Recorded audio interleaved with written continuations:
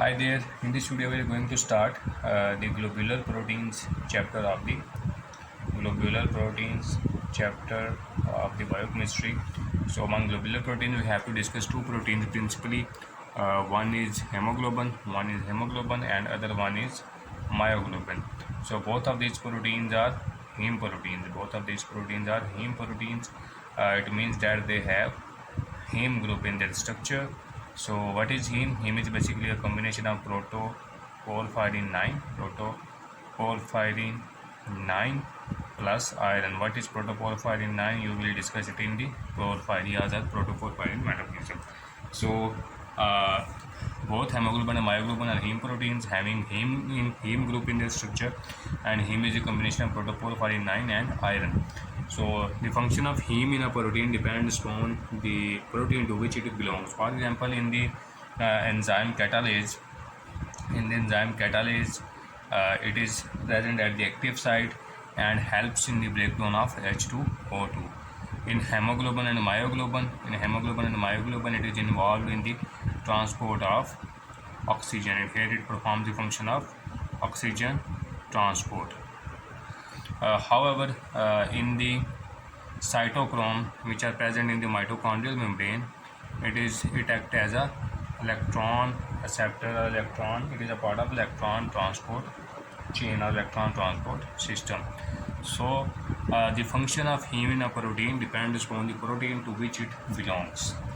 So in the structure of heme, if we see the structure of heme, we will see that in the center of protoporphyrin, there are 4 nitrogen atoms to which iron is attached by single bonds, and the rest of 2 bonds of iron are free. Iron can form 6 bonds, rest of 2 bonds of iron are free. So in hemoglobin and myoglobin, what happens? This one bond of iron is attached to the protein chain.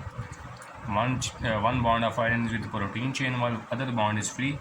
This other bond is formed with oxygen molecule, which helps to transport the molecule of oxygen. So in myoglobin is a single polypeptide chain. Myoglobin has single polypeptide chain. Okay, myoglobin has single polypeptide chain, so it forms. It has a single heme group. So myoglobin also transports one molecule of oxygen, while when we come towards hemoglobin have 2 alpha chains and it has 2 beta chains. So 2 alpha chain and 2 beta chain. Hemoglobin collectively have 4 chains. So these 4 chains of hemoglobin are in association with the 4 molecules of heme. So hemoglobin, due to presence of 4 molecules of heme, is capable of transporting 4 molecules of oxygen. So myoglobin can transport 1 molecule of oxygen, while hemoglobin can transport 4 molecules of the oxygen due to its 4 polypeptide chain or 4 heme groups. So next we discuss how these chains are arranged. In myoglobin, its 80% structure is in alpha helical configuration. 80% structure of myoglobin is in alpha helical configuration, and in alpha helical configuration, it forms bands, or you can call it folds, into 8 stretches. And these 8 stretches are, for example, this is one stretch, then here is other stretch, then this is one more stretch, this is stretch, and then this comes a stretch, then here is stretch, and so on. In this way to form stretches, these stretches are labeled as there are 8 stretches which are labeled from A, B, C, okay, D, E, F, G, and then H. So in this way it formed the 8 stretches of alpha helical structures, which are folded compactively and form the structure of myoglobin. So in this structure, the hydrophobic amino acids are buried inside. Hydrophobic amino acids are present inside, while hydrophilic amino acids are present on the surface. Hydrophilic amino acids are present on the surface. So these hydrophobic interactions stabilize the structure of myoglobin, and here we previously discussed that in the heme structure there are 4 nitrogen which are bound to iron, and then this iron has 2 free bonds, and one free bond is formed with the polypeptide chain, and another free bond is formed with oxygen. One free bond formed with oxygen while other free bond is formed with polypeptide chain or protein. So in case of myoglobin, what happens in the F segment, there is histidine, which is F8 histidine. 8 here specifies its position. So F8 histidine binds to iron. So this here which is bond formed here with iron is by F8 histidine. F8 histidine means the structure we previously draw like this structure of myoglobin, in which there were stretches of alpha helical structure. So the F structure, which is F structure, supposedly we assume this is F structure, then histidine of this F structure forms the bonds here with iron. Okay, and the other distal other histidine present in the E segment, supposedly this is the E segment. There is also present a histidine which plays role in stabilization of heme. It does not form bond directly, or instead it has the stabilization and helps in oxygen bonding. You can assume that, for example, this is oxygen molecule. Assume that one oxygen binds here, then this point to other oxygen atom, and then this oxygen formed its second bond with E7 histidine. So supposedly here is this stretch of polypeptide chain, if I draw it straight, and here is its E segment, here is its F segment.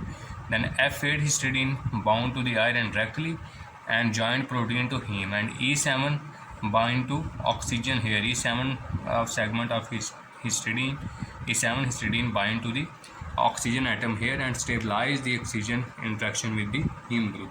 So in this way oxygen binds to the myoglobin, and then oxygen is transported by myoglobin.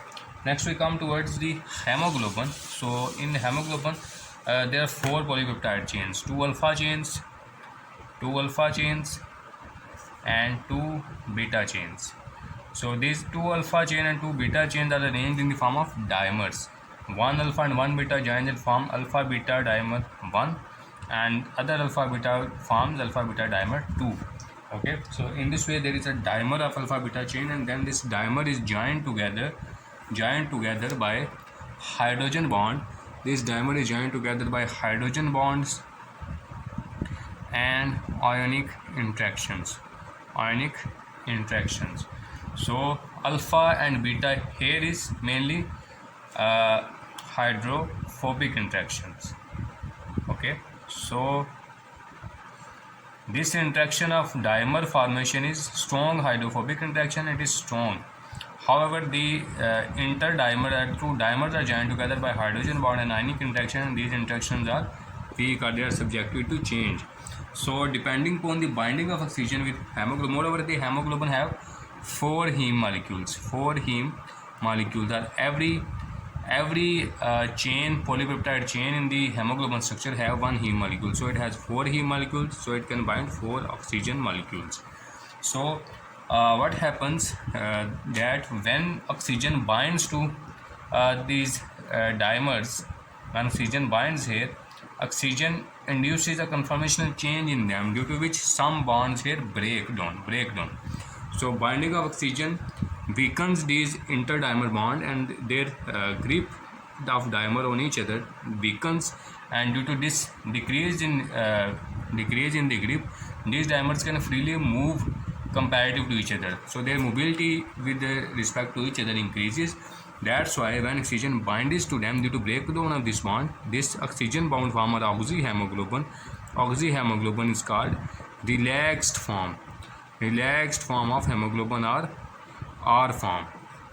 Okay, so when oxygen binds to hemoglobin, there is breakage of some bonds, and this breakage of some bonds or relaxed form of hemoglobin is called R form.